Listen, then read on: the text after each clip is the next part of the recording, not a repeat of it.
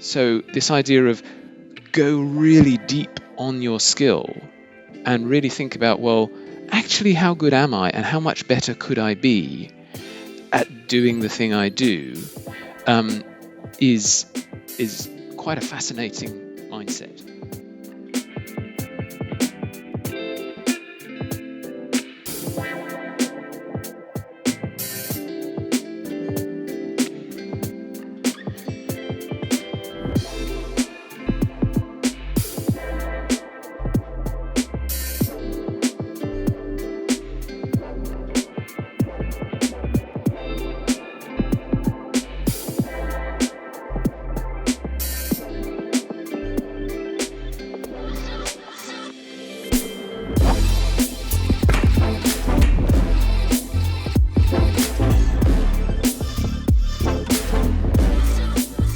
Hello and welcome back to the Edit Undo podcast. This is episode 11 and I am super excited.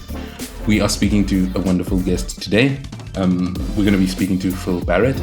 And Phil, I guess it's super interesting speaking to you because, you know, the funny thing is at the moment right now, my brother is in the role that you played some time back, a few years ago.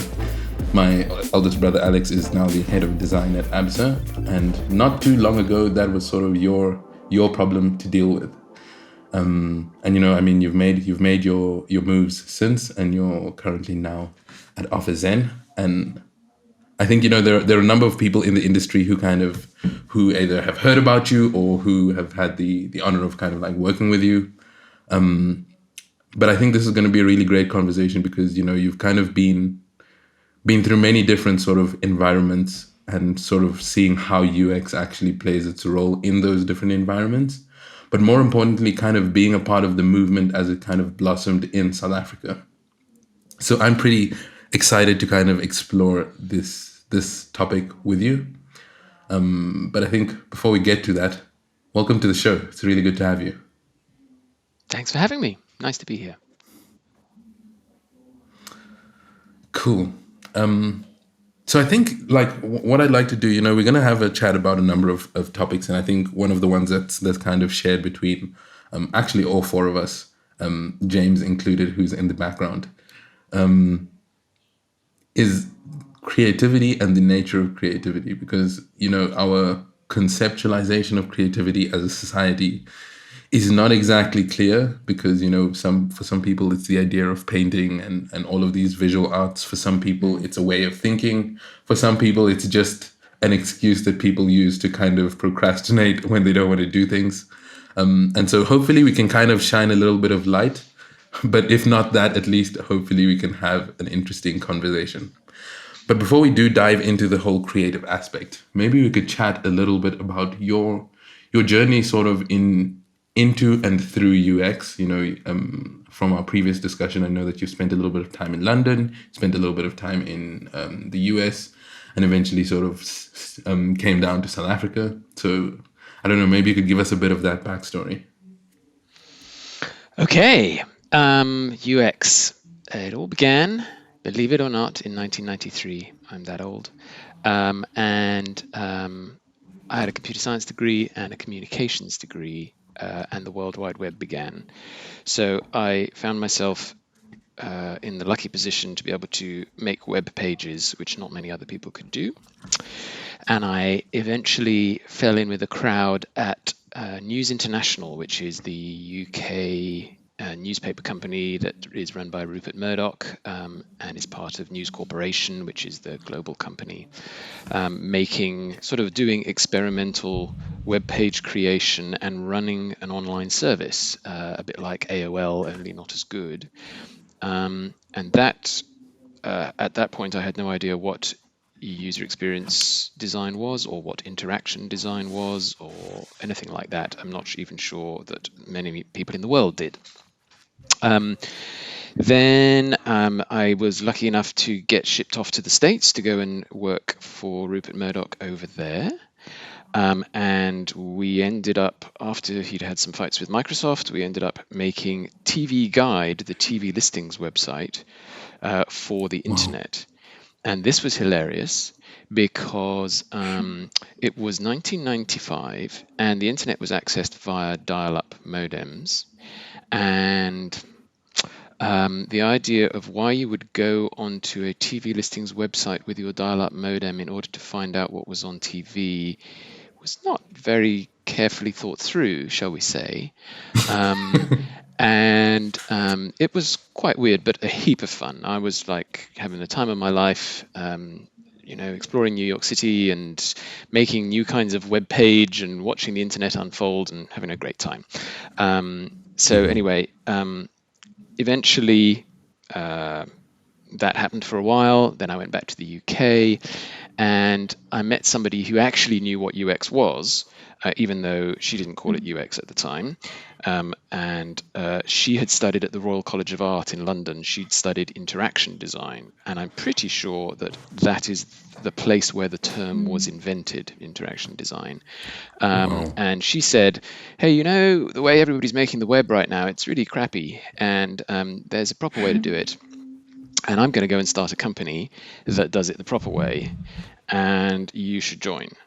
So I said no, and went and joined a startup, which was lastminute.com. And after launching that and sort of deciding that it was eating my life, I did go and join her. And so she had started an organization called Flow Interactive, which then proceeded to build up a kind of UX consulting practice in London with all sorts of English, British clients. And so we built that organization up as a kind of respected UX consultancy, I guess, in London. And then I came down to South Africa with my fabulous South African wife. And we realized when we got here that there wasn't much UX going on. This was about 2007. There was some, just not a lot. So there was a bit of an opportunity. So we did Flow down here as well, Flow Interactive down here all over again. And that was kind of maybe the most fun part because we knew what we were doing and we could build up the UX community and the UX awareness in South Africa, which we did for many years. Sure. That's a very impressive and interesting journey. I think definitely timing is a thing. But I wanted to ask around, you said you came to South Africa and at that time UX wasn't really a thing or there wasn't a lot of awareness around UX here. How does one go about building a community? What were some of the things you did or still do to try and build that community of people and UX and people being more aware of this? Well, it wasn't rocket science, to be frank.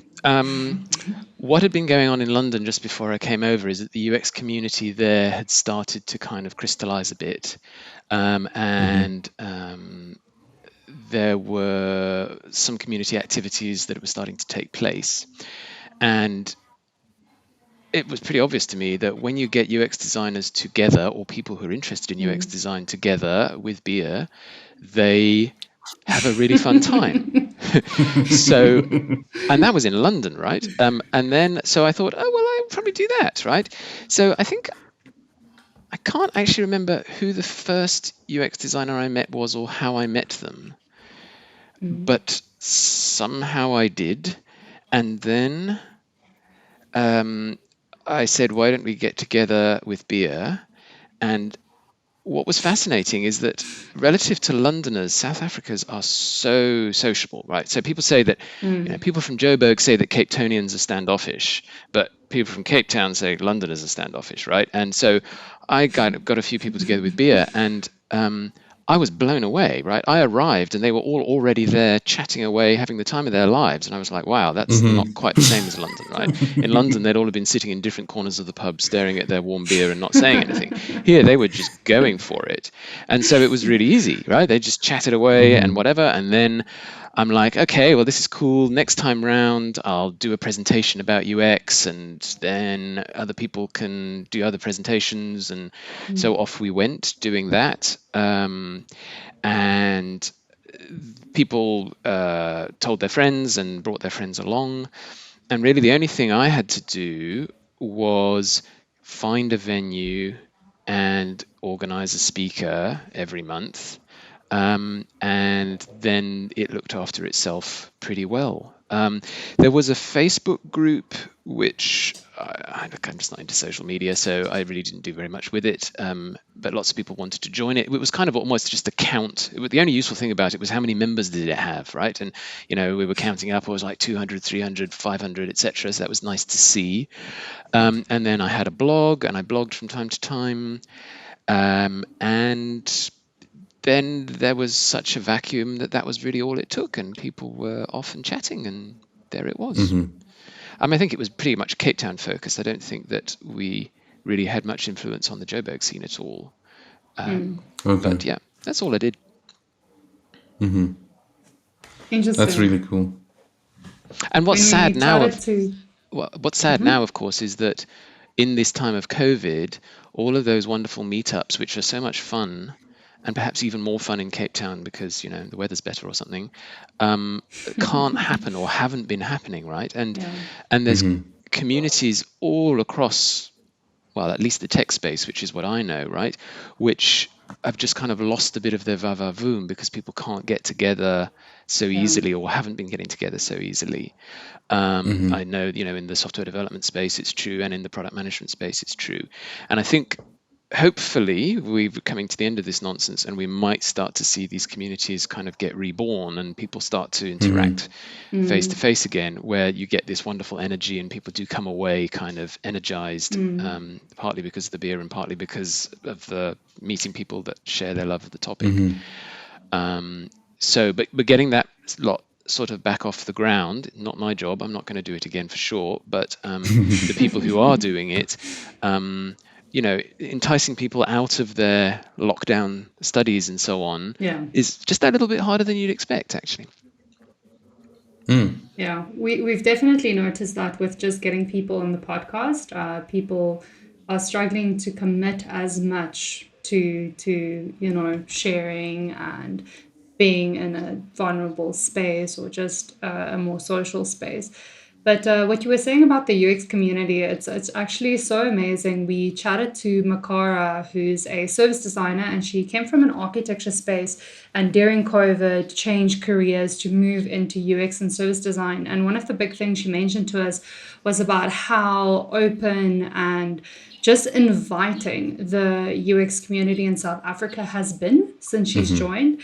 And it seems like it's quite a special thing, because you mentioned even back then, it just flowed. It was natural. People were just very happy to engage with each other and learn from each other about this topic that is UX. Yeah, I think that's true. And if you think about it, actually, you just made me realize a good UX designer should be able to give a really entertaining talk. And edifying too, right? Because, well, that's kind of what UX design is about, if you take it most broadly, right? And then in addition, I think UX designers are disproportionately passionate about their topic. I mean, the level of passion in UX designers is just off the charts. It seems to be part of their mentality, right? When they like a thing, they really like a thing, or they're really, really into it. So I suppose maybe those are the ingredients that fuel it, right? Which is you've got a bunch of people who can actually, hopefully, be interesting and educational when they speak, and a bunch of people who are absolutely passionate about the topic. So that goes quite well. There is nothing more embarrassing than seeing a bad UX talk, because it's like, well, you really should know better, guys.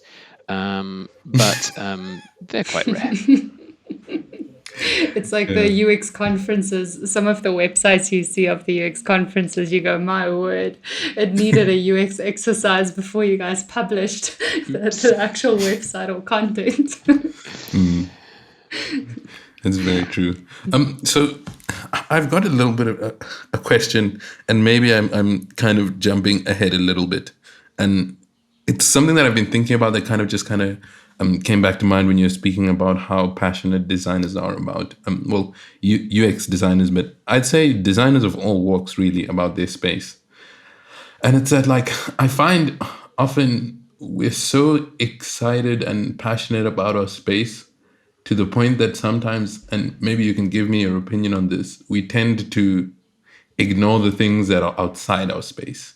And an example that I'd give you is, for example, the typical freelance UX designer who's mastered their craft. Like, they can speak about what the user is experiencing. They can speak about why one thing needs to be before another. And then when you need to step into like more speaking about the transaction value, when you need to speak about the actual business value that something has, or even when they need to start talking about money with the client, like charging them for that specific piece of work that they're doing, all of that passion and like oomph just seems to fizzle out a little bit.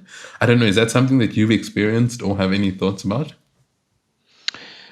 Yes. I suppose maybe they are the two sides of the coin, or the good and the evil, right? That obsessive passion with one thing means that you don't attend to other things, right? And some maybe people in the world who've achieved the greatest things in the history of humanity have been quite weird, obsessive people who've not been terribly balanced and not really been able to juggle their lives very well. So that's a price that you can pay. But if you're I've made the transition from UX designer to, well, I was CEO for a good while and now product manager, which is a bit more normal.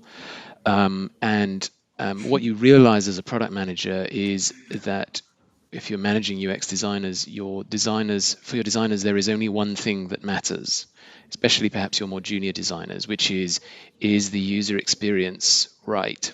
Whereas in reality, you've also got to think about, well, can we actually implement this? Can we afford to make this? Will it give us business advantage? Will it differentiate us? So beyond just is it a lovely experience? Is it an experience that will actually drive our business forward and enable us to achieve world domination, kind of thing? And it's surprising and intriguing that that those other dimensions are just as important as design, and that it can be a revelation for designers that that's true.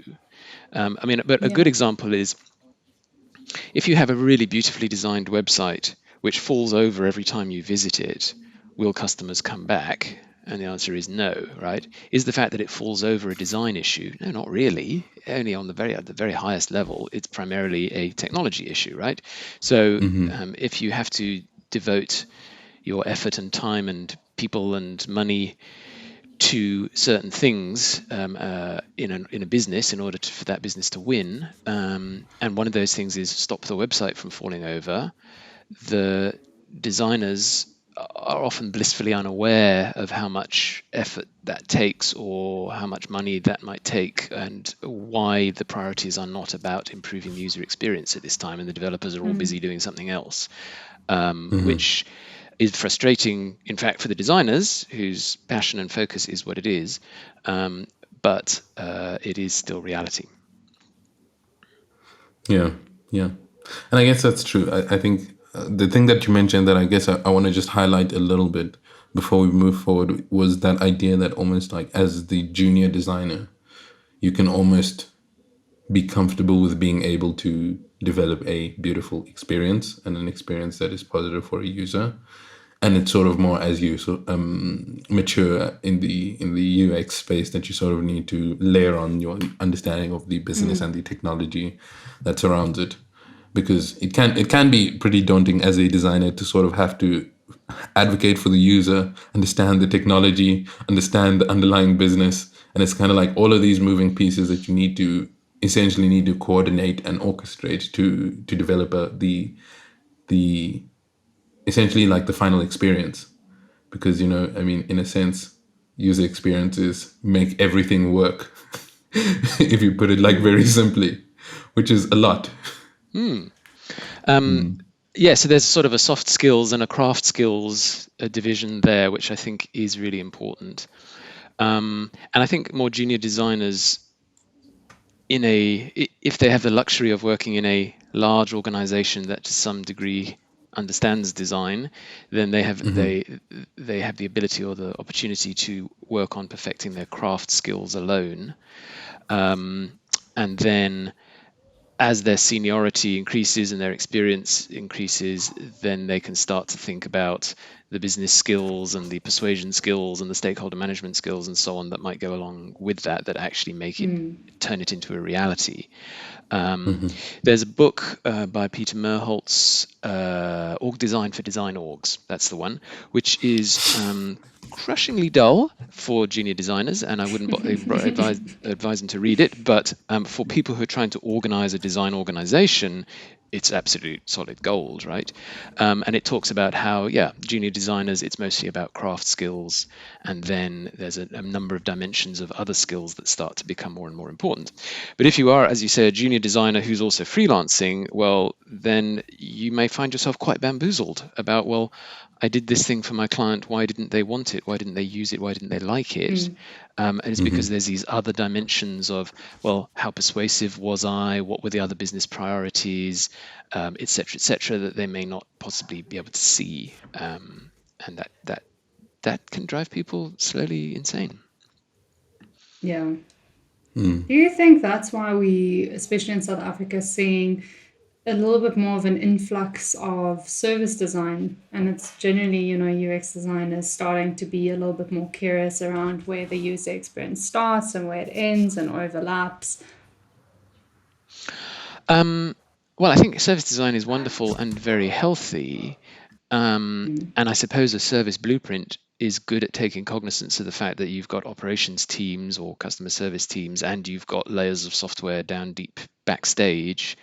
And you're not going to affect real change in a super complicated business unless you do understand all of those things. So in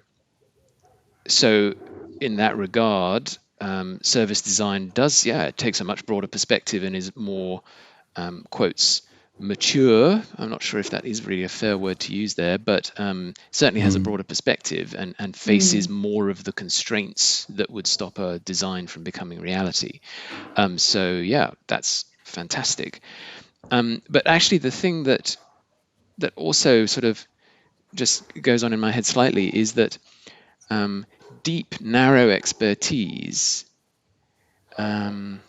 still has its place, right? I don't think we should sort of that being an incredibly good UI designer who understands the cognitive limitations of the human brain and behavioral economics and which dark patterns to avoid and why and whatever, the millions of things, the Gestalt principles and so on that make for a really fabulous user interface.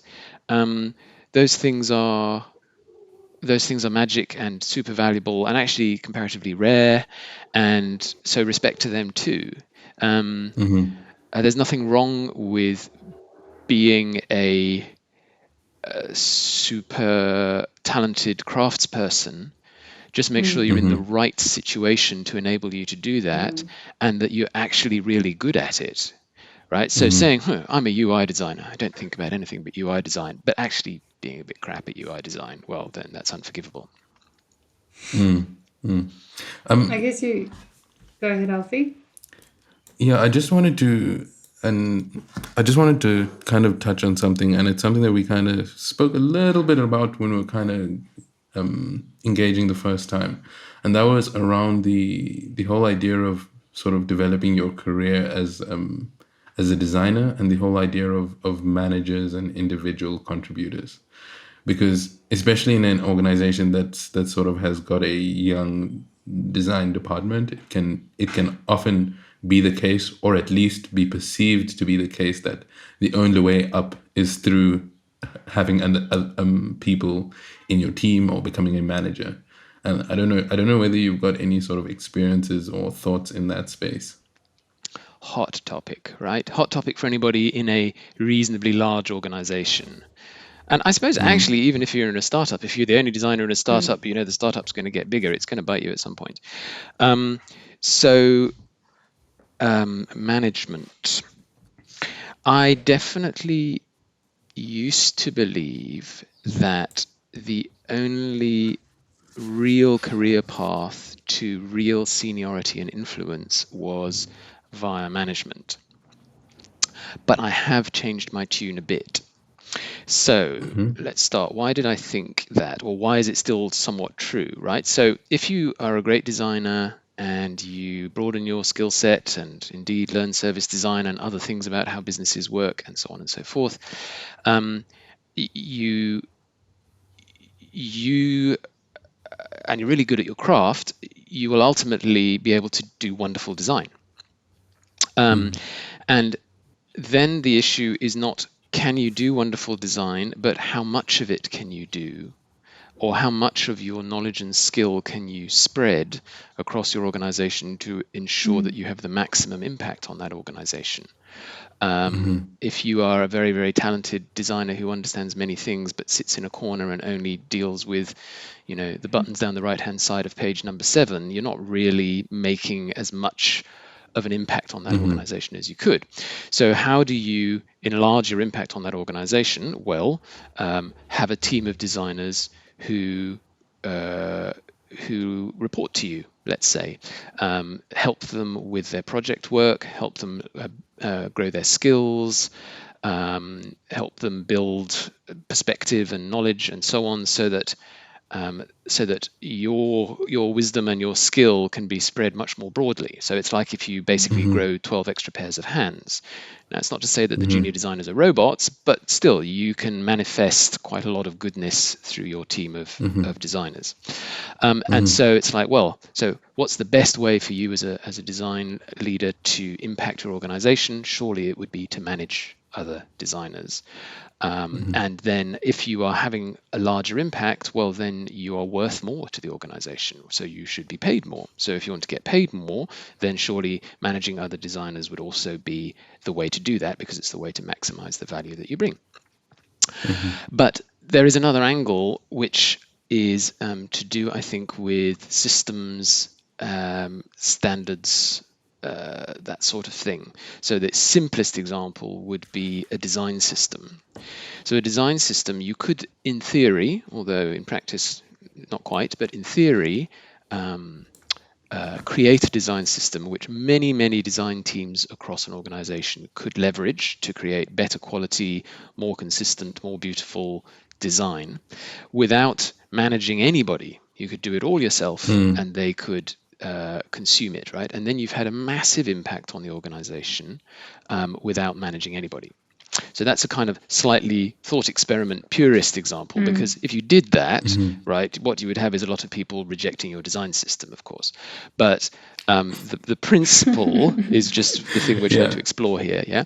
So by using systems and standards and whatever, you can also deliver lots of value for an organization, which means that you don't have to be a manager in order to deliver lots of value. And to take on a lot of responsibility, because like a design system for a major organization is a big deal. So there's definitely something there. The thing that I think people underestimate in design is how good you would have to be the leader of a team that does something like that.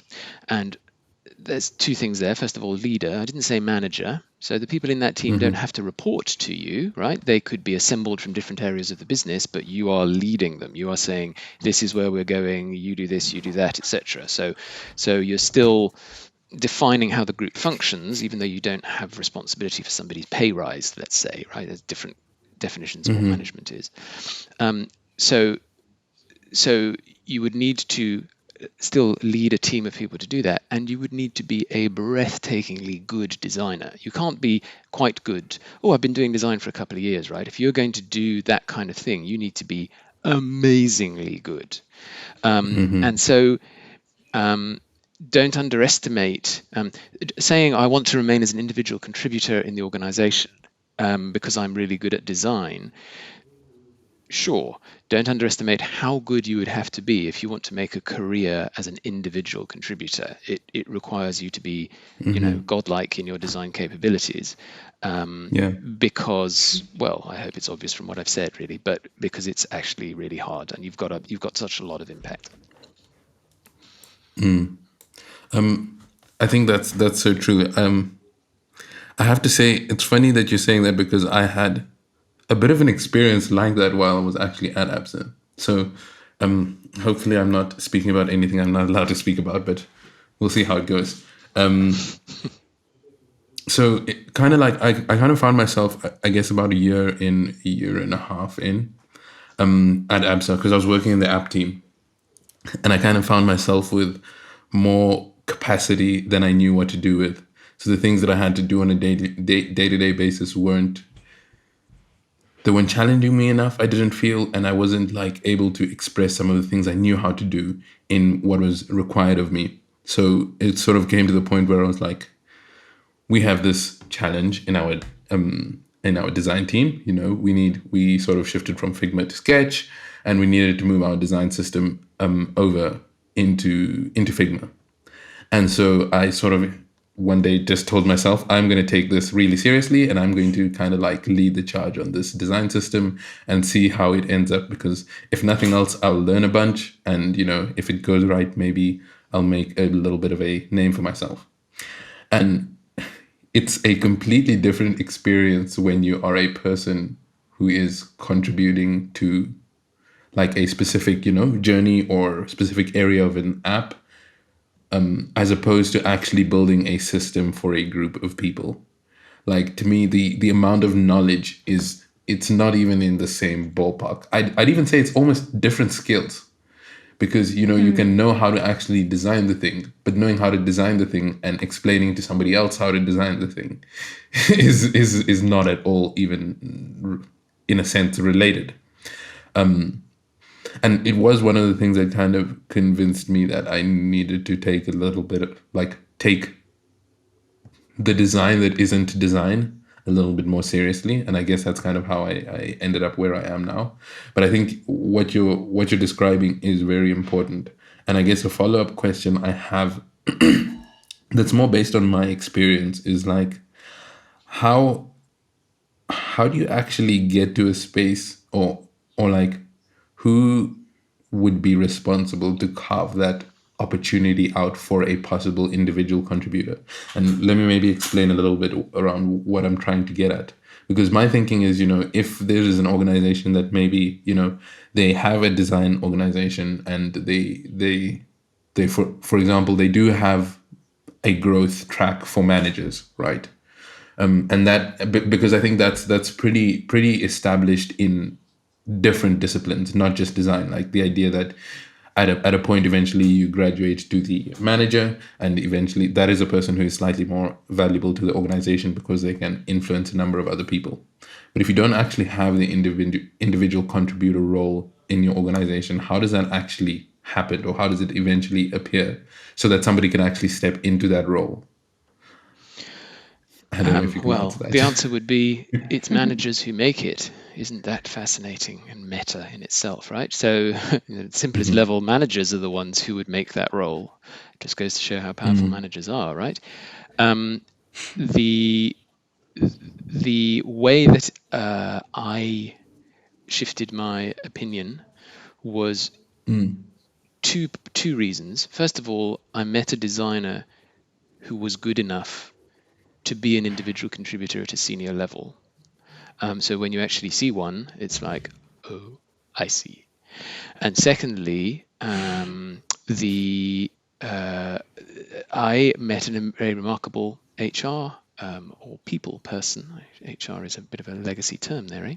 A people person who opened my eyes to it and who pointed out that actually in craft skills such as software development or UX design, the value of really powerful individual contributors is much greater.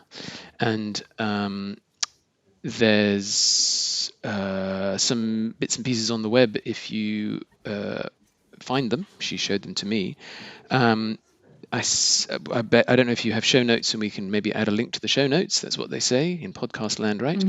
But there's one from Buffer about how they do their growth pathways, which is a beautiful thing to behold. So I think it was basically had my eyes opened by a couple of smart people. Okay, that does make just sense. I'm just making a note of the Buffer's growth pathways to go look at before we forget.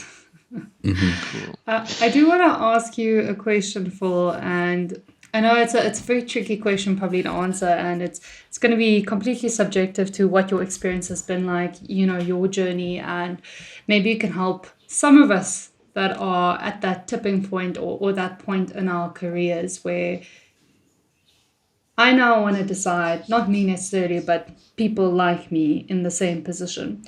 What would be more suited? Do I want to go in the role of staying an individual contributor or more of a specialized contributor? Or do I want to explore the role of manager? How do I know what is best fitted for either my skills or my interests? Or I think there's a lot of designers that also make that mistake because we're chasing the idea of we really want impact, that's what we want when we step into this industry usually, is that we're chasing the feeling of having impact.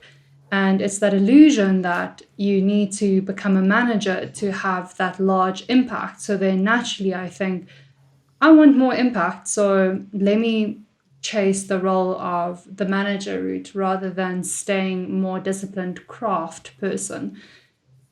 From your personal experience or from also what you've seen, teams you've led, how would you know? What are some of the things you can share? Which path is suited for what type of person? Or no, loaded question. No, it's interesting, and you might have to ask it to me again in a minute after I've gone off on a big dog leg. So this actually is an OfferZen thing. OfferZen has a bunch of very smart thinking hacks in it, and one of them is to do with the concept of talent depth. And the idea of talent depth is if you have a focus on doing a given job, all of the jobs in the organization, really ridiculously well, then the landscape looks quite different. So how do you have impact is a fantastic question, and the answer is before you decide you want to be a manager, are you really sure that you have worked out how to maximize your impact as an individual contributor? So if you're in a situation in an organization where it's like, oh, I do design and nobody listens to me, right? Well, maybe the first set of questions to ask is, well, why does nobody listen to me? Well, it's because they don't see the power of design, they're not paying attention, and it's like, okay, so what could you do to blow their socks off? What could you do differently to shock and amaze? How could you increase the impact of your craft both by exposing its impact, but also by doing it at a level that you never even dreamed of before, right? So this idea of go really deep on your skill and really think about, well, actually, how good am I and how much better could I be at doing the thing I do is quite a fascinating mindset.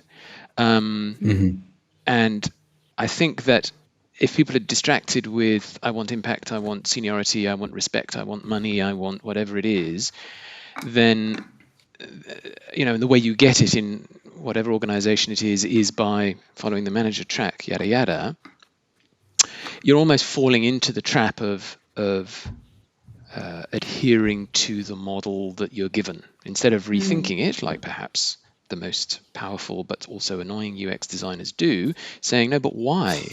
Why that, right? And I'm going to show you a different way. I'm going to show you what design can really do, and then people saying, "Wow, I had no idea." So that might be a thing to consider. Another thing to consider, I think, is that management tends not to suit designers. I can't really speak more broadly, perhaps, than designers. I've worked with a lot of designers. I haven't worked with a lot of other kinds of people, so let's say designers. Management doesn't tend to suit designers until they are older, right? You don't have to rush into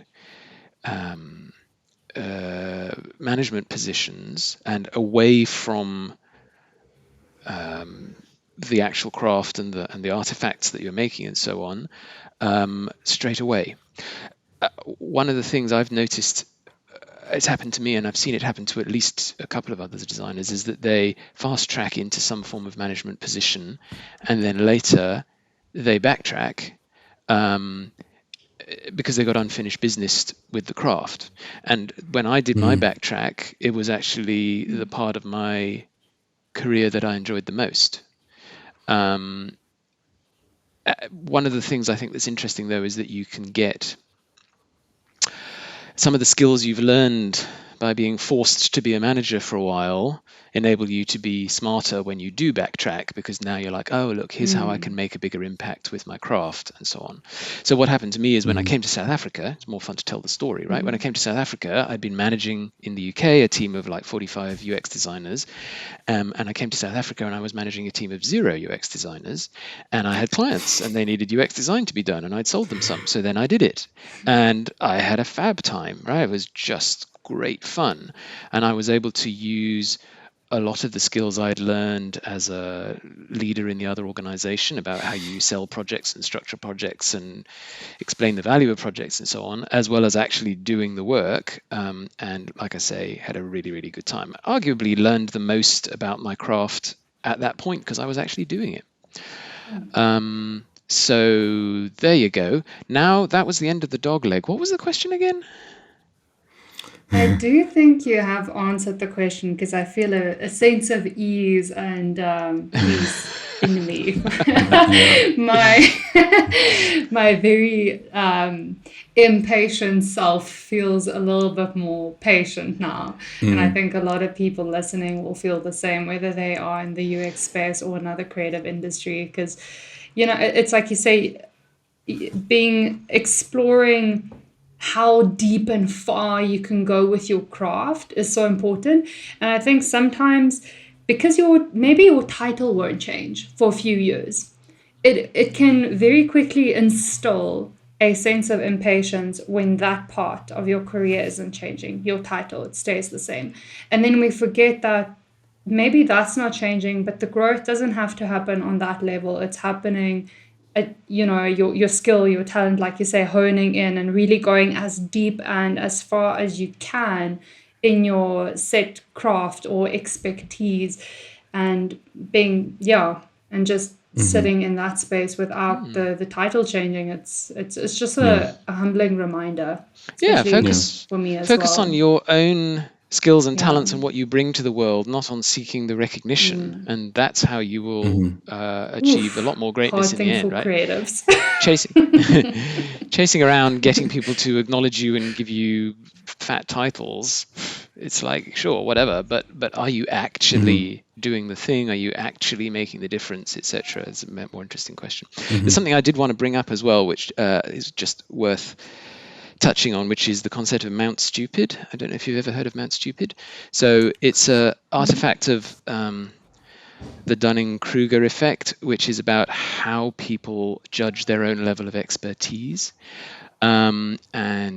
Basically the curve of expertise, of confidence in your own expertise over time, isn't just a nice up and to the right curve. It has this little hump at the beginning. So if you imagine the bottom axis is time, and the vertical axis is how confident you are that you know what you're doing in a given field, right? So you get this hump right at the beginning where you're like, oh, I got it. This is easy. I know what this is, right? Because you don't know enough to know that you're stupid, right? You have such a limited understanding of the field that you're like, oh, that's it. How hard can it be? Good, I'm good. Time to become vice poobah of importantness, right? In fact, then you realize as you go further, oh, shoot, I'm coming down the far side of Mount Stupid. And then you can climb the larger curve of actual expertise. And Mount Stupid, you see it obviously everywhere in your own world, and also if you're a designer who has clients or stakeholders, which surely you are, they may also suffer from it too. It's like, oh, this design thing, I think I got this. It's easy, right? Just can't you just right? And they too perhaps underestimated the amount of knowledge and skill required in the field of design as well as other fields. So check if you're on Mount Stupid would be perhaps your most useful practical tip. Yeah. Nice. So Phil, I actually want to backtrack a little bit because Steph kind of asked the question and then you kind of gave us a description of your own experience, but I do want to try and get that practical aspect. So initially Steph asked, how does a person look out for themselves, whether they should be taking the track of the individual contributor or the manager? And then you told us a little bit about your story around how you kind of stepped into the managerial space and kind of worked with 45 designers under you, and then you kind of came back and then you sort of had to do the design yourself, and that's when you learned the most about what you're doing. So based on that experience, what do you think you would say to a person who is like at the point, let's say they have crossed Mount Stupid, they have kind of seen what it's like on both sides of the track, and they're still not really 100% sure of which direction to take? What could they look at either internally or in their environment to help them make that decision? Well, you see, I knew that this question would need to be answered properly. Thanks, Alfie. Do you enjoy teaching people is the first thing that pops into my head, right? So if you see a person successfully master a skill, does it make you happy? And my definition of teaching there was interesting. Not do you enjoy whittering on for hours about all the clever things you know, but do you enjoy enabling a person to get it and do a thing and achieve an outcome? And if that outcome was better than something you could ever do you feel particularly delighted? Okay, so that would be quite an interesting test for management, right? It's about do you take as much joy in enabling other people to win as in winning yourself? I think, truth be told, being super organized and loving organizing things isn't a bad skill to check. You can be a good manager provided you're capable of organizing a piss up in the proverbial brewery, but you are going to have more fun if you actually enjoy it. And I think I know people who really are very good at it and who truly enjoy it, and others who kind of do it as a grudge activity. So, and then the last one that I've popped into my head, is it the last one? We will see. Is storytelling. And storytelling, what does that word mean, eh? Some dimensions of it I might pull out would be reframing. So everybody thinks it's this. No, guys, look, if you look at it like this, then it's that, right? Which is interesting. And also some vision work, like imagine if we were this, wouldn't that be amazing? So some of that, and also I suppose a degree of empathy for people in your business. So, designers are very empathetic to customers, but what about empathy to the people in your business? So your colleagues, your team members, your stakeholders, why are they so neurotic? What is it that they're trying to achieve? What are they worried about? And so on. So if you're prepared to be empathetic towards those people in your business that historically you found annoying, that might be an interesting check as well. So those are a few. I don't know if any of those resonated.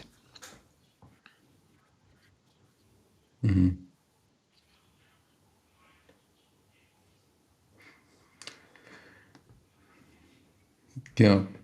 So I think There's something that I do want to kind of expand on, or have you expand on. So you've described a lot of the things that you can think of or that you can recognize in yourself to become to become a manager.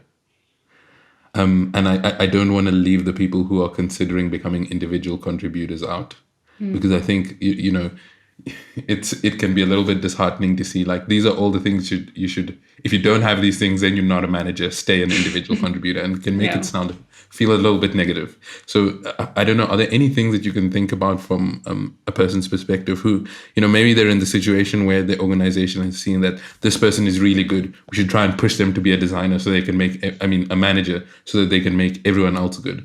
What are maybe some of the arguments that you might make for a person to consider staying an individual contributor?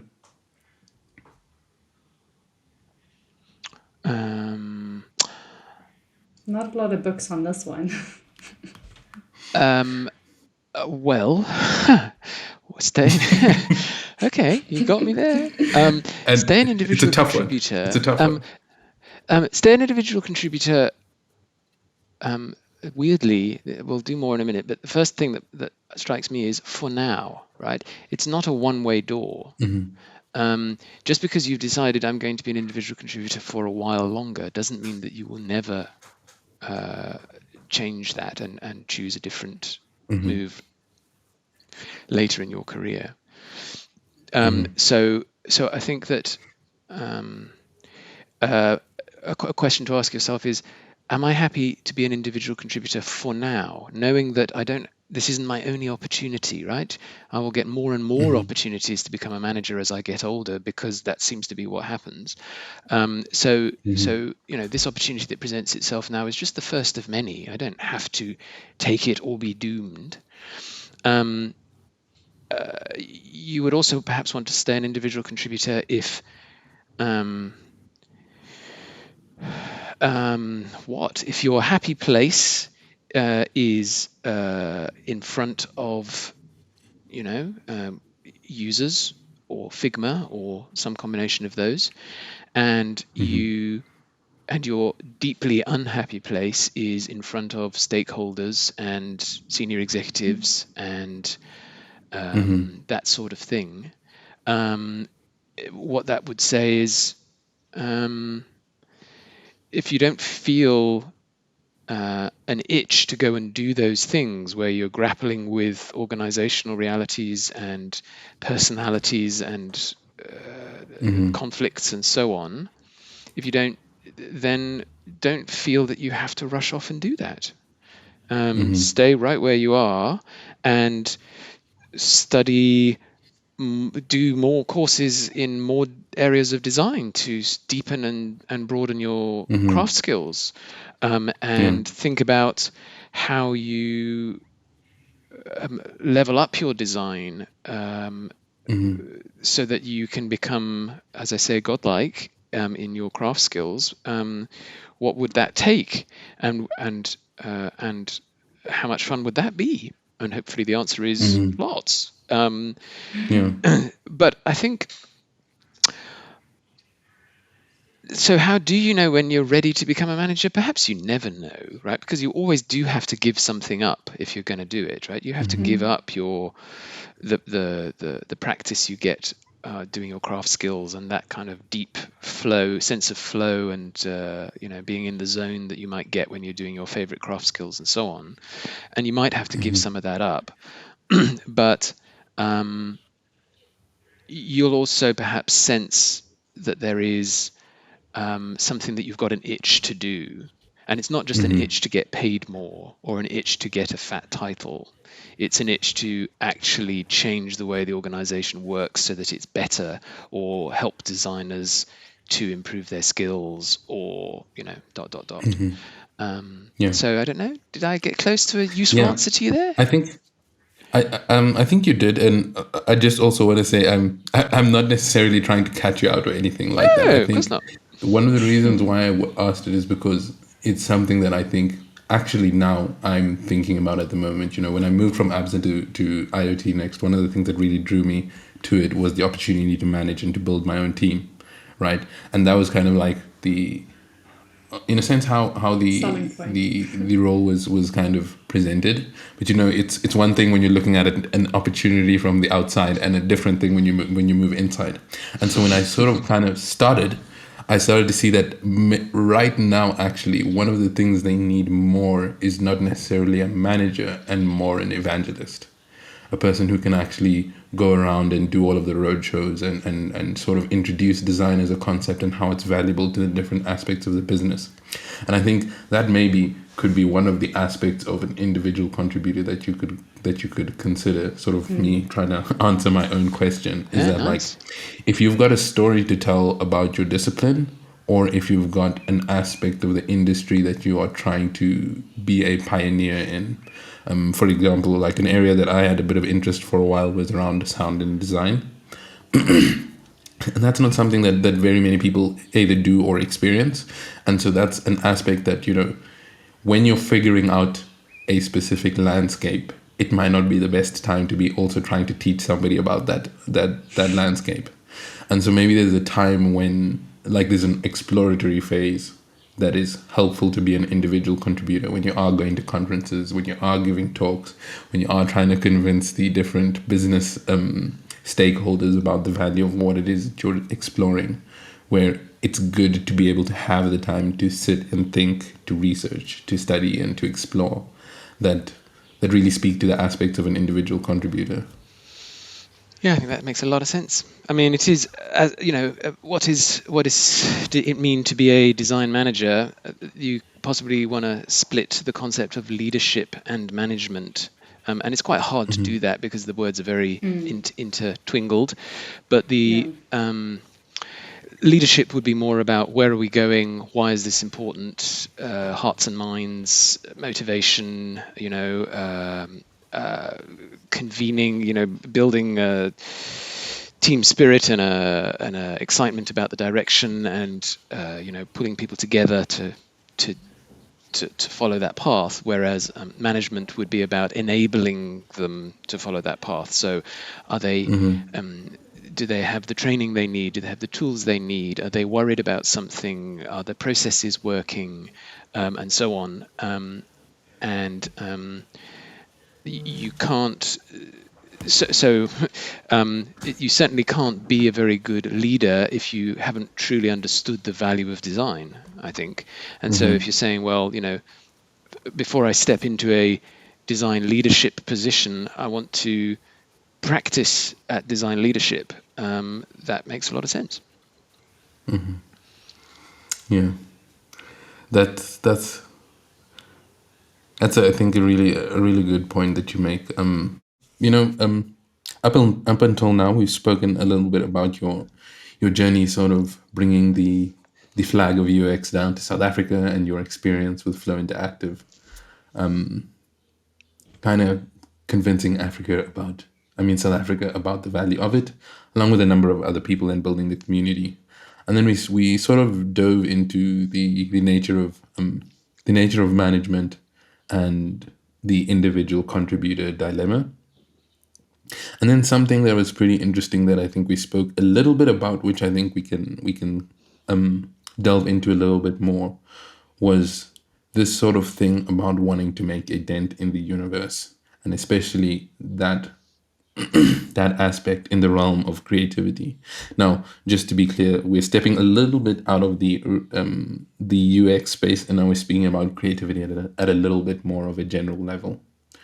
And one of the things that I think I'd like to maybe start off with is, you mentioned, like, at the moment you're you're the VP of product, which is within the product management line, or that discipline. Can you maybe talk a little bit about whether, or rather, do you believe that being a product manager is a creative job? Because many people sort of, and we'll get into the of what exactly it is to be a product manager. And I think this relates both to product management, be whether you're a product owner, even possibly even a project manager. Do you sort of find these roles to actually be a creative role? And I'm asking this because it's typically the creative roles are the people who make things look nice, make things sound nice. They're generally those who've got a little bit of an aesthetic eye in some or other field. And so I don't know what your thoughts are about that. You mean the creatives? Oh, yes. The Let's get the techniques. creatives on this one. Please, Lord, protect me. What is creativity? I bet there's some really smart books about it that I haven't read. But any software developers listening to this podcast would be like, you can't believe you didn't mention us. Because obviously that is a massively creative endeavor. Of the, it just happens that the building blocks that they use are so very different from, say, paint. So what is creativity? Yeah, look, I don't think I'm qualified to answer, but is product management a creative job? It is creative. It maybe is not as creative as some others. Often product managers say what they love is problem solving, and coming up with viable solutions within constraints to a problem is a pretty good definition of design thinking. If you kind of delve around in the design thinking literature and filter out the various bits of hype and bullshit, you come up with these kind of core ideas which are incredibly powerful, right? They're incredibly powerful for almost anything that you do in life, in fact. And one of them is the idea of diverge, converge. So know the different thinking styles and when to apply them, and that's at a sort of macro level and a micro level, hence the repetition of diverge, converge is the double diamond, which you may well be acquainted with. And then the idea of a super clear problem statement, which is like insanely powerful. I was saying to you before, wasn't I, Alfie?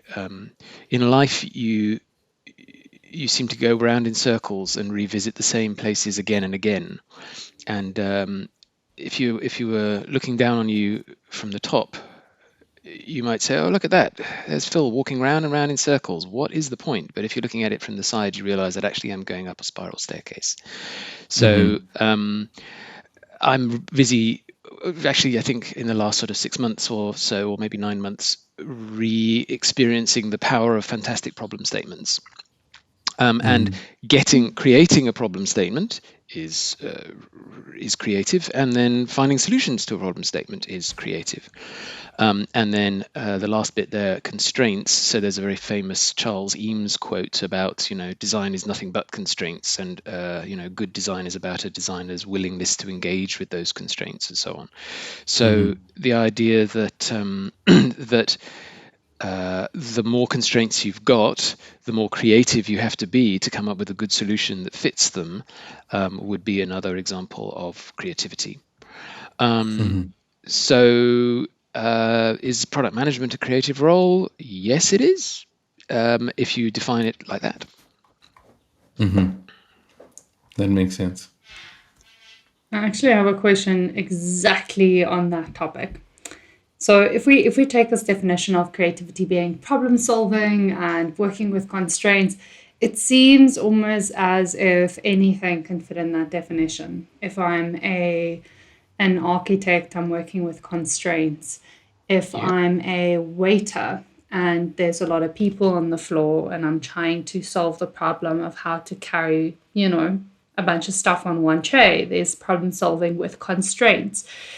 If I'm a mechanic and an engineer, I'm solving problems within a constraint. So how do we then define who would be the creatives and Please, who let's aren't? not.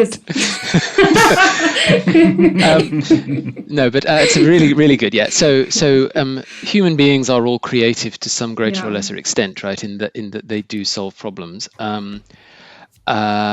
With the story of the waiter, actually, you reminded me of kind of, the original book of Flow by Mihaly Csikszentmihalyi, about what causes people to get into a state of flow. And for some people, it's building great rapport with other humans. And I think that a really great waiter, actually, their creativity may be about how many dishes can they balance on the head of a pin, but it might also be about how can they create better service experiences or customer experiences so that their customers end up happier. And certainly chefs, obviously, it's more easy to point to creativity there. So I think it does come in many forms, more forms than I listed. I only listed a few, didn't I? The other aspect, I guess, of creativity, which I think you're driving at, is there something that is deep within your soul that you wish to express, regardless of whether it is designed at solving a problem. So I suppose if you are Van Gogh, right, I imagine, I wasn't there at the time, but I imagine that he wasn't trying to solve a problem for anybody. He was quite famous for literally wanting to express how he felt when he looked at a starry night or when he looked at a cafe terrace in Paris or whatever. And why did he want to do that? Purely for the joy of it? Purely because he wanted to make this thing and experiment and explore, and he found delight in it, or he found a lot of angst in it too, didn't he? But just this thing inside him where he wants to express something or explore something that he finds personally fascinating. And I suppose, one key difference between art and design is that design is so much more often about what problem are you solving for others, or what need are you addressing for others, whereas art is so much more about what is it that you're trying to express for yourself. I think art goes beyond that too, doesn't it? Into kind of what do I enjoy about the interplay between my art and the audience and so on. So there's some playfulness in there as well, which it's not necessarily trying to solve a problem for the audience, but it's trying to create a response in the audience. So maybe that's a different definition of creativity. And then the funny old thing, I suppose, about making interactive products, so whether you're a software developer or a designer or a product manager or many of the other roles you could fulfill as well, putting the thing out there, it comes back to the dent in the universe, putting the thing out there and seeing how people respond to it is... it wasn't there before, you created it, see what I did there, and then seeing how your users, your audience, the world, etc. responds to it is a thrill, isn't it? It's like, wow, this thing wasn't there, now it's there, and look what happens. I imagine I was actually thinking again about Clubhouse, the Clubhouse app where people rock up and do live audio and whatever. The guys presiding over the astronomical growth of Clubhouse must have been on such a high, right? When that thing was going through the roof. Imagine, right? If you were the person who designed that or came up with the concept for that or was doing the marketing for that or whatever, and you're like, oh my goodness, look at this. This thing is going bananas and everybody is into it in a huge way. What a high, right? That must have been.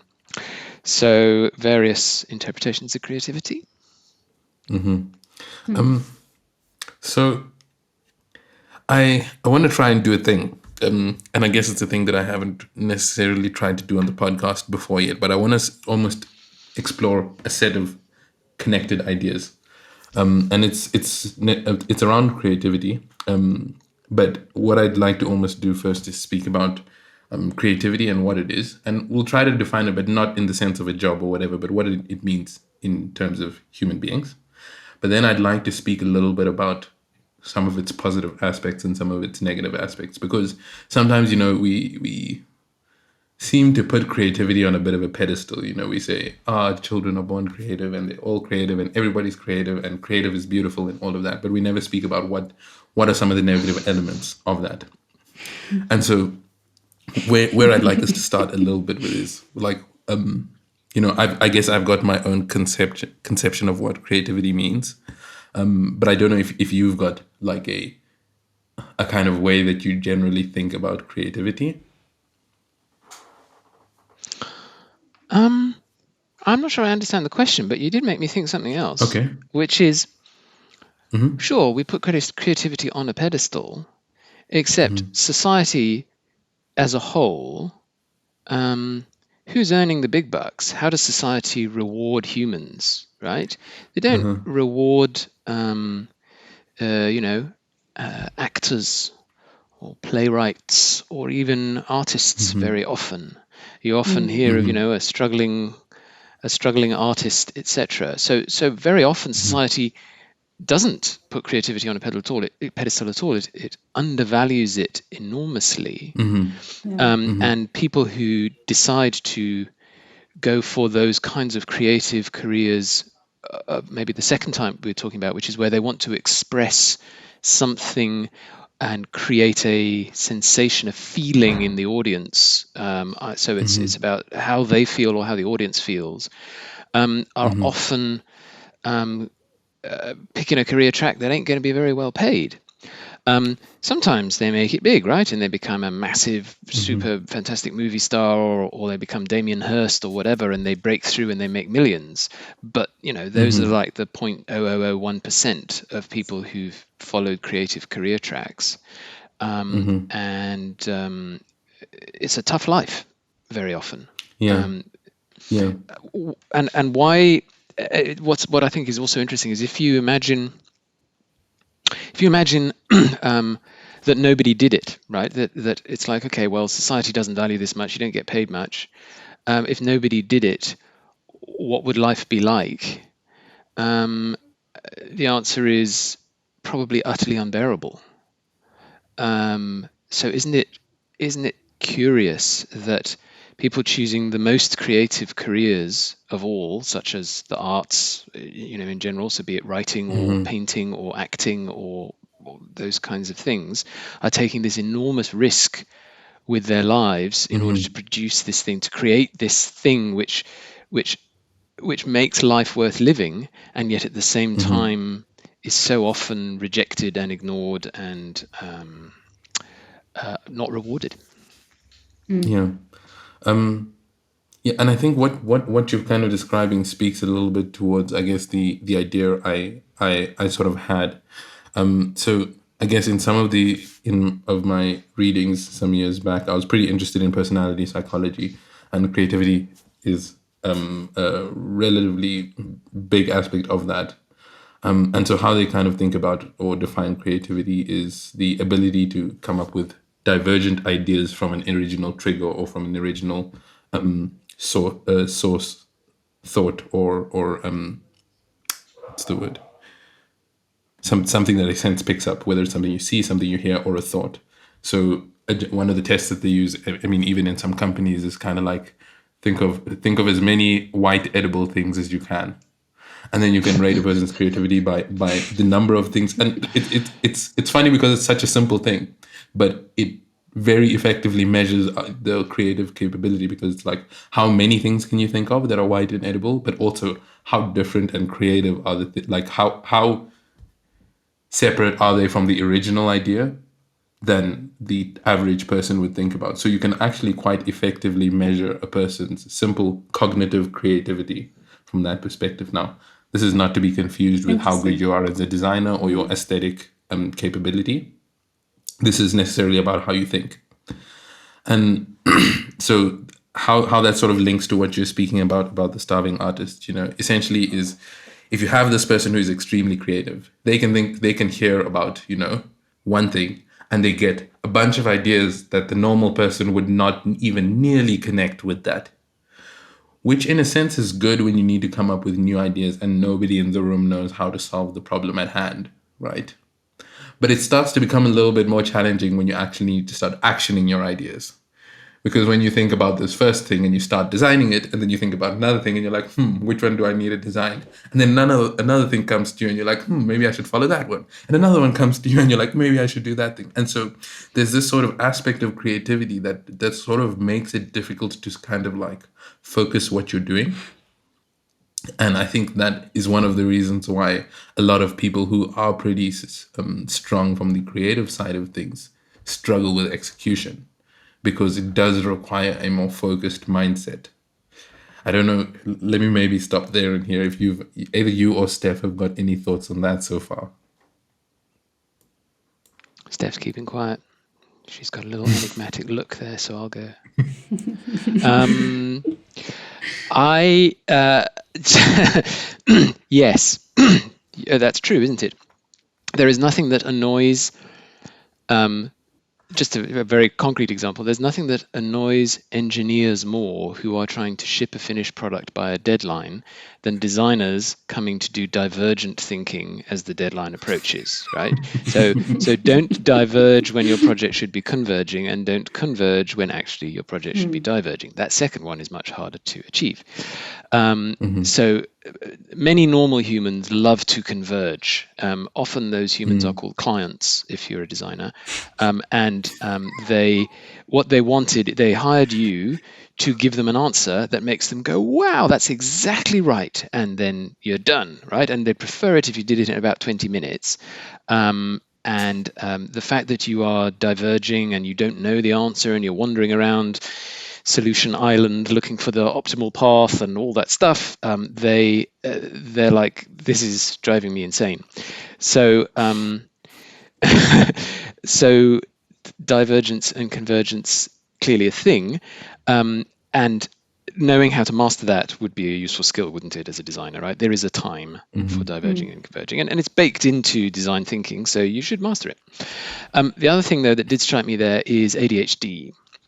So ADHD is out there, right? I have two fine friends who are amazing people and who are definitely diagnosed as having it, and to be frank, thank goodness, because they are wonderful people. And I think ADHD is a medicalized name for a particular kind of person who has a trial to bear, if you like, in life, but who is typically a trailblazer and an explorer of ideas and a thinker up of new things and a scout, if you like, right? They're not particularly interested in building all of the huts in the new settlement, but they're very interested in working out where the settlement should be and why it should be like that, and finding out about other ways of making settlements, etc. You know, that's an ADHD, an interpretation of what I understand it might be like to have ADHD and where it came from, even if it didn't come from excessive exposure to TikTok. So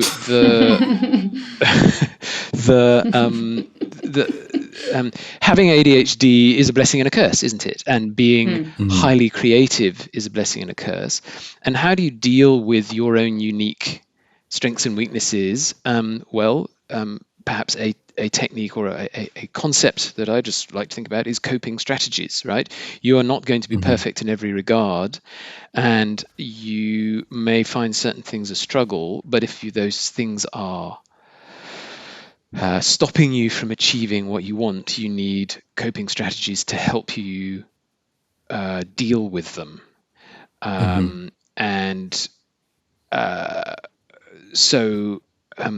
Learning how to converge when you need to converge and how to focus when you need to focus is a thing to practice if it doesn't come naturally, because it's going to enable you to get a lot further in life than if you diverge infinitely. You're pretty much unlikely to achieve any dent in the universe if all you do is think up more ideas, unless maybe the dent you make is to create a very large list of ideas. Maybe you could run a website called Bob's Large List of Ideas, and you could add ideas to it. It might be something. I want to go back to a concept or that was introduced, but a concept that I found particularly fascinating, which is the concept of starving artist. And it kind of flows into what we're speaking now about what Alfie mentioned. Generally, there is an assumption that a lot of creative people, because we are so divergent in our thinking, or can be, that we struggle with execution.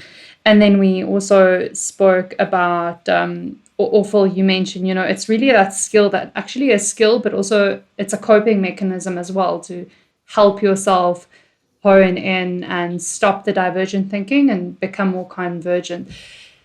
And the concept of the starving artist is, or why it fascinates me, is it seems like a lot of people who are pursuing some type of creative profession in their life, we all have these cycles where Phil, almost you mentioned that high, as a any creative, there's some reward that we're chasing, whether that is recognition, expressing ourselves and being okay with that expression, the output thereof, and that's that cycle of diverging, finding it, and then it might go well and it might go wrong.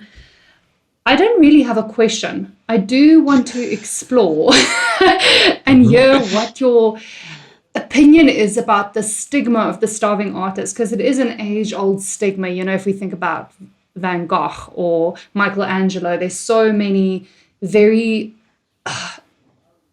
good examples of artists or creatives in history that suffered. But it's not just because back then society didn't value creativity or creative expression, because even if you put that aside, you still see a lot of creatives suffering, and that's not necessarily financially. It's their well-being emotionally, and I want to get your thoughts on it and what you think about the stigma of the starving artist. I don't think it's a stigma. I think if you hang out with starving artists, it's the exact opposite. There's a degree of pride in the choices that they have made, and in the burning need they have to tell a story, make something memorable and delightful, express themselves, exercise their demons, whatever it is. And I think that it's super easy for people on the sensible side of the coin, like UX designers and product managers and what have you, to underestimate the power and the wonder of what those people on the other side are doing. So I don't view it as a stigma. What I think must be super confusing, or it definitely is super confusing, is that the question of whether the thing that I'm putting into the world is a wondrous thing and the world just hasn't got it yet, or whether the thing I'm putting into the world is really just not valuable to humanity and nobody's ever going to respond to it. And I think that living with that eternal question is enormously, it takes enormous strength, I would say. And the determination to pursue an idea even when everybody's saying nope, and then hope or believe that eventually you will have that breakthrough and that you will the people will get it, and society will recognize it and applaud you and so on, is quite a thing. Story, you'll like this. I had the privilege of going to the Studio Ghibli Museum in Tokyo. And I think you're nodding, so you know what Studio Ghibli is, but they're the animation studio that made Spirited Away, which was an award-winning animation, and they also made some other famous ones, such as Howl's Moving Castle and Ponyo and Totoro. And it's a lovely museum exhibition, really fantastic. And one of the things I learned there is that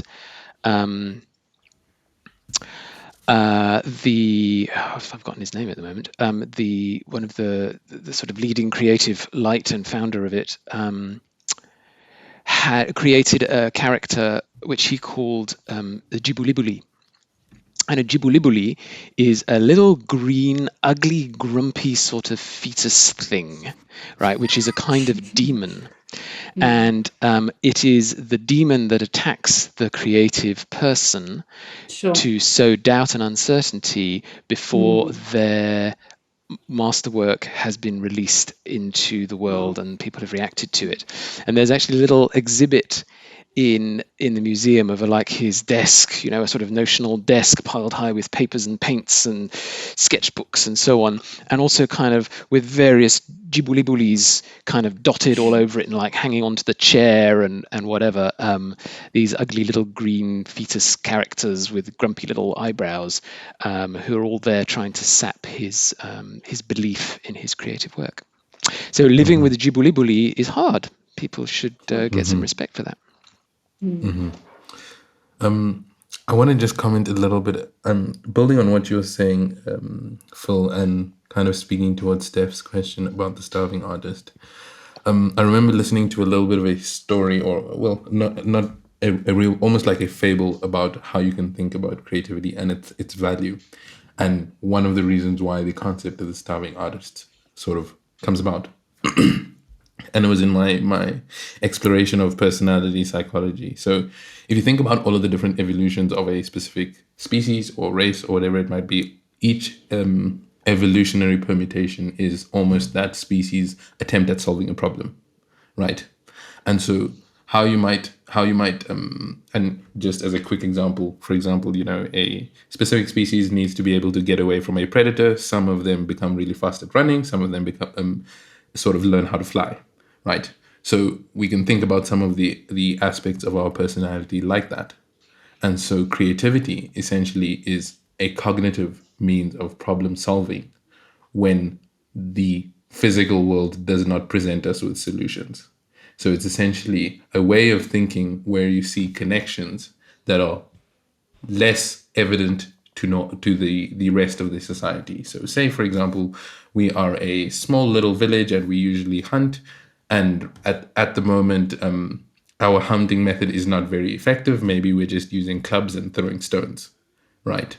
So our specific community or village has got a challenge of being able to catch prey more effectively. And we don't know how to do that yet.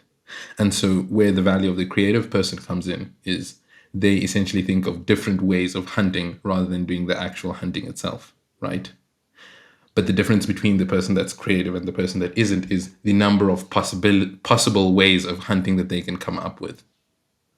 And so if we've, let's say, got 5 creative people in our village, and right now we need to increase the amount of deer that we catch, and at the moment we're using clubs and stones, and those are not very effective. Maybe, there are 5 of us and we each come up with 10 ideas. The community is really only going to choose maybe 1 or 2 of those ideas because those are the ones that are going to prove to be effective. And it might be simply as a matter of chance, like the one time that we tried my new thing, which is a sharp stone on the end of a stick. There happened to be a deer coming by, and that's how I invented spears, let's just say. But it means, the guy who maybe came up with, he kind of put some sand inside a log and made a very rudimentary gun. But at that time, there was no deer coming by, and his idea doesn't get chosen, right? But what it means essentially is that person who had an idea which was good essentially steps into that archetype of the starving artist simply because at that time, our environment didn't select his creative idea. And so how, if you look at it from the level of the community, how essentially creative problem solving operates is that it tries many different approaches to a problem with the hope that one of those will actually resolve the issue at hand. But it does mean there are a whole bunch of other ideas that don't get chosen. And that's why there is this archetype of a person who has a bunch of ideas that they believe are amazing, but that don't actually really amount to anything because only a certain specific few ideas actually can get chosen. I don't know if that made any sense because that's the first time I've told that story. Yeah, I think you did a good job. I mean, it's interesting, isn't it? So timing is definitely one of them. Yeah. Then you're saying, like, did the deer walk past? And often, if you read advice to startup entrepreneurs, it's like timing is flipping key, right? Your idea might be too early or too late, and that's important. But perhaps another one that's interesting is pitching an idea. So in your story there, the idea was evaluated on its merits. There was an implication that all the ideas were tried, and some of them worked and some of them didn't, which is cool. That's a sort of a lean startup approach and very powerful. In fact, we should come back to that in a minute. But the other one is one of your creative people in the village was super persuasive, got all the elders together and said, look, what we should really do is, make catapults or something, and got everybody to buy into it by being engaging and charming and slightly devious and by schmoozing. There you go, schmoozing the village elders. And their idea achieved, was accepted and got used by society because they did work within society to make it accepted. And so you can't help thinking that on many occasions, successful creativity is, sure, the idea itself is good, but in addition, there's a lot of legwork to get the idea accepted. And I think a lot of designers, UX designers, that's the people I know, are very frustrated by that. They're like, look, this is a real user need. This is what we should do. Why is nobody listening to me?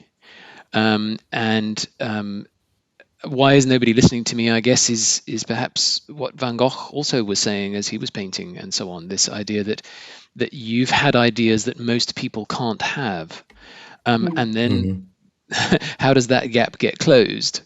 Sometimes it gets closed by schmoozing, sometimes it gets closed by time, and sometimes it gets closed, I suppose, by sort of empirical evidence. And those are all different stories. Yeah.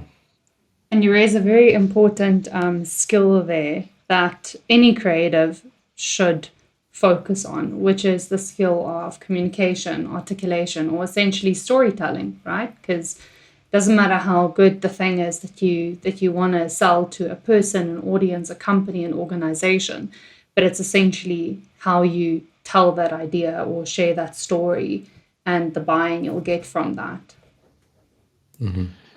Yeah. It is tricky, eh? But interestingly enough, going back to Lean Startup for a second, because I think that's very, very worth it, right? So a lot of designers say, I'm so frustrated. I know this is the right answer, but my organization insists on building this thing, getting the analytics, building the wrong thing, etc. And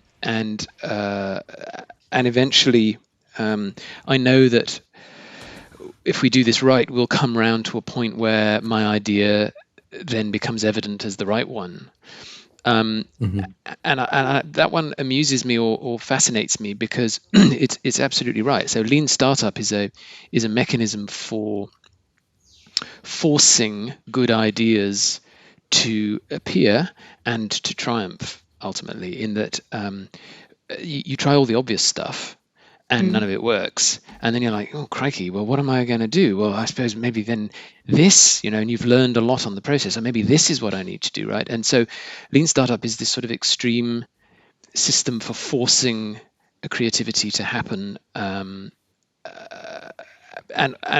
also ultimately, proving whether ideas are right or wrong, which is frustrating often for intuitive designers who can say, I'm sure this is the answer, but actually is very effective as well. When all of your ideas have failed and you have to have a new one, that might be when you have your best idea. So there's something very something that I like a lot about Lean Startup in that regard. Yeah. So just for the sake of those who might not necessarily be familiar with it, can you give like a brief overview of what it is, or how it works? Well, Lean Startup, it's very similar to a good UX design process, really. It's just rephrased for entrepreneurs and engineers and such like. The idea that you need to make an artifact, see how your customers respond to the artifact, decide what that response means, and then modify and make another one. And so they boil it down to build, measure, learn as the loop, which is okay. It's got a lot going for it, but it's by no means perfect. You could say it should actually be learn, build, measure. And you could say, what are you building here? Build? What about something a bit less heavy duty than build, and so on? But the idea that that you really will only get the breakthroughs you need in terms of product design by trying stuff out, learning, iterating, and being forced into situations where the weaknesses of your ideas are visible. Okay, that makes a lot of sense. So I have a question that sort of links back to something that we were talking about earlier. So we kind of spoke a little bit about the sort of creative person who thinks about a bunch of ideas, but there's sort of this aspect of convincing or showmanship to actually sell an idea to your audience and get a bit of a buy-in. And I want to see if there is a way for us to bring this back to the idea of individual contributors and managers, because in a sense I almost see the individual contributor as the person who goes out to explore and thinks about the bunch of ideas and all of that, but does not necessarily have as much skill in the convincing department. Now, granted, it is still to a degree necessary from a practical perspective, but in my mind, I sort of actually see those two types of people as complementary rather than oppositional. I think it's when you've got a person who is very good at ideas and a person who is very good at telling stories about ideas, that's when you kind of get the strongest sort of collaboration. I don't know if you've got any thoughts or opinions about that. I haven't got very many. I mean, I do agree with you that typically more junior individual contributors haven't yet mastered the art of getting people to buy into their ideas, and that more senior ones have. But I also think, pardon me, I also think that senior individual contributors absolutely must master that, right? So again, going back to the design system example, if you've created a fabulous design system, but nobody has bought into it, that is going to be a dreadful flop. So, Okay. so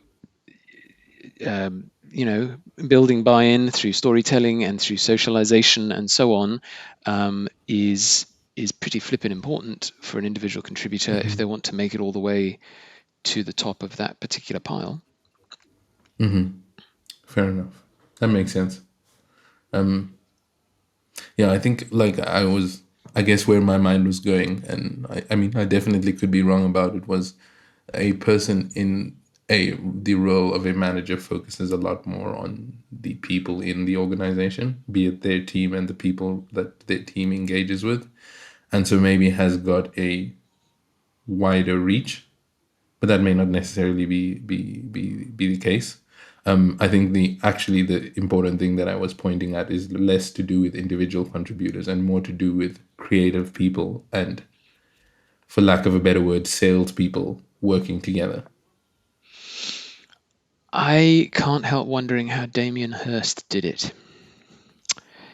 Damien Hirst, his art is big and shocking and fabulous and amazing and also very expensive to create and very controversial and so on.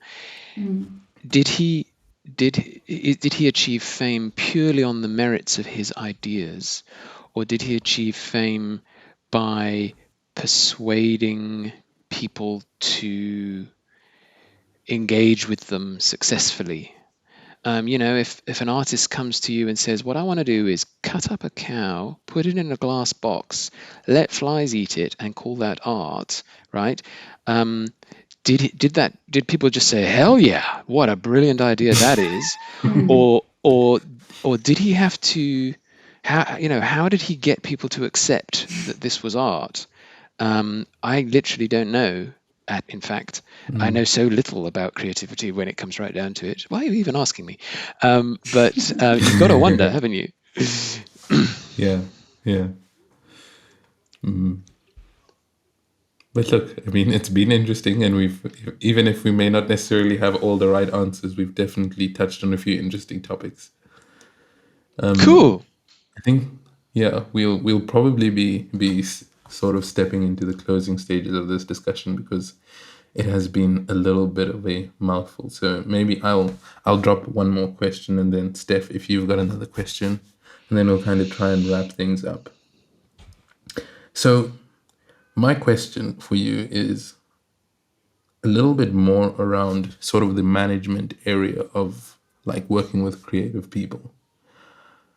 And especially now, there's quite a bit of a push or an effort into this idea of creating like a safe space for creativity and allowing for a certain amount of exploration when people have creative ideas. So my question is really around advice for people who do manage creative people. Like, what would you say is maybe one or two important things for actually nurturing creativity and developing that space for it to happen? One thought that pops into my head is they will be hard to manage, um, and that's a good thing.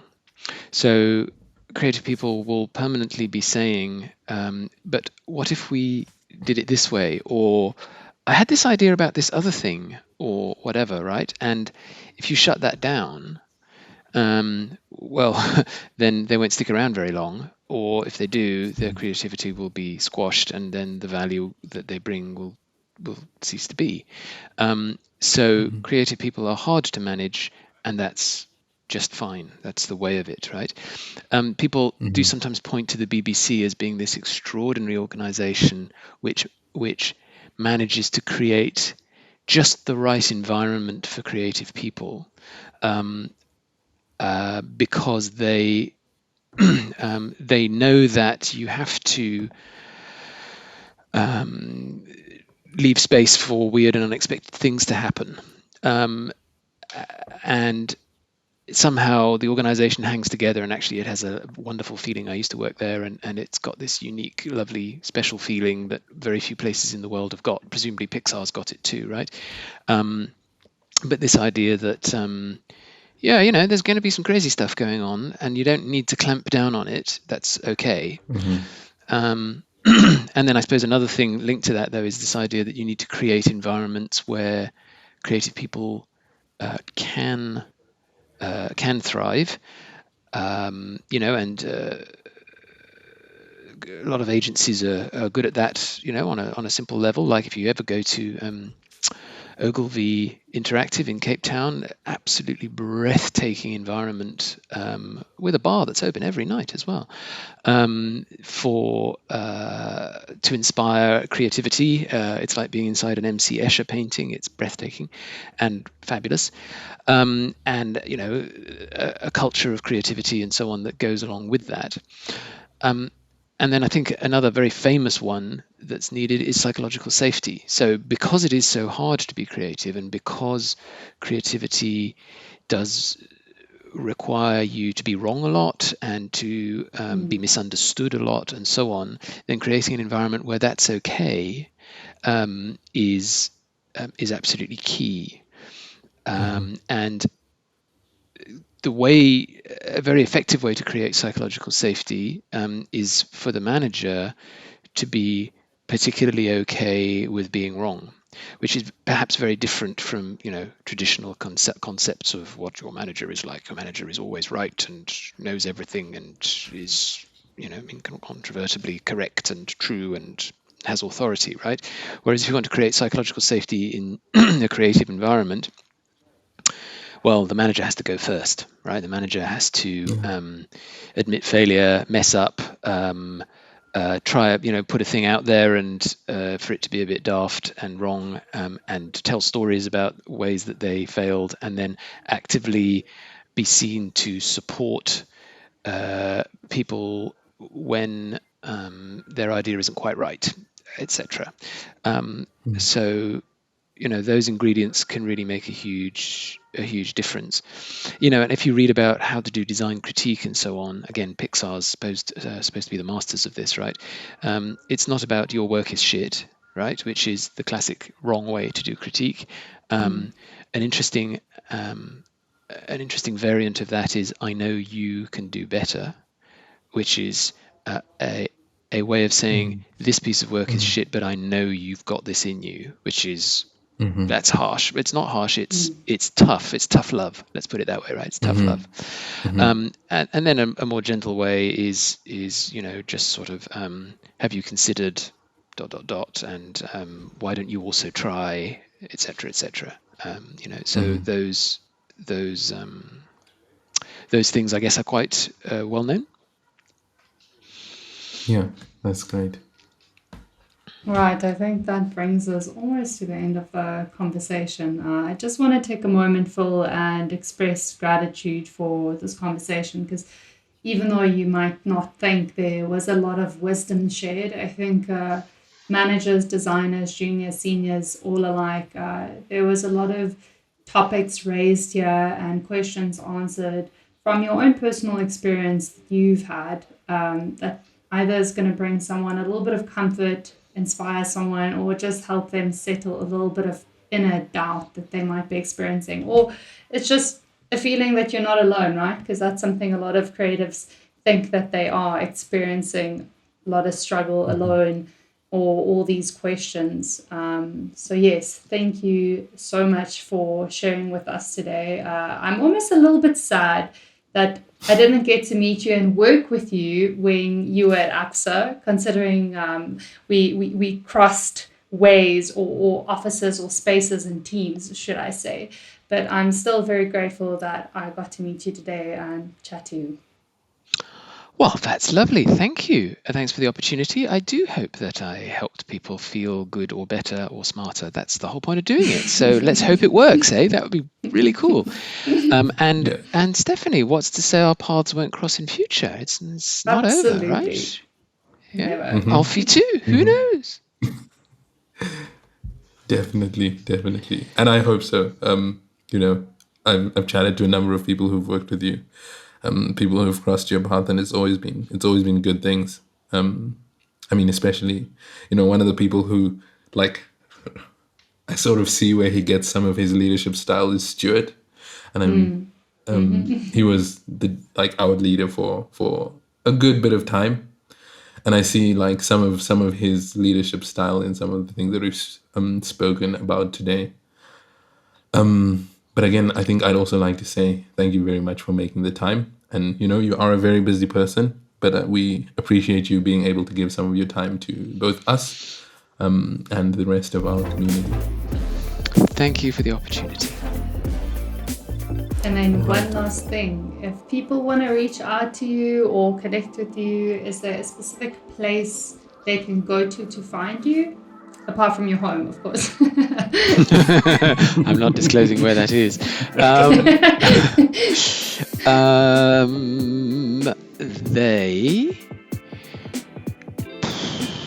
LinkedIn.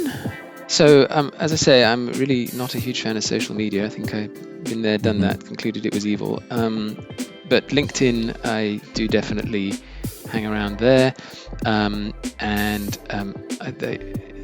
I have a very old and tired blog at fronttoback.org, one word. But I think the last time I updated that was well over a year ago, so don't expect too much. I would extend to listeners to check out OfferZen, because Phil has published articles on there as well. So you could find snippets of his experience or wisdom over there. And overall, if it's not his articles, there are some decent resources on that website. OfferZen's a great website. Well said, Stephanie. And thanks so much for listening, guys. We will catch you next week. Peace.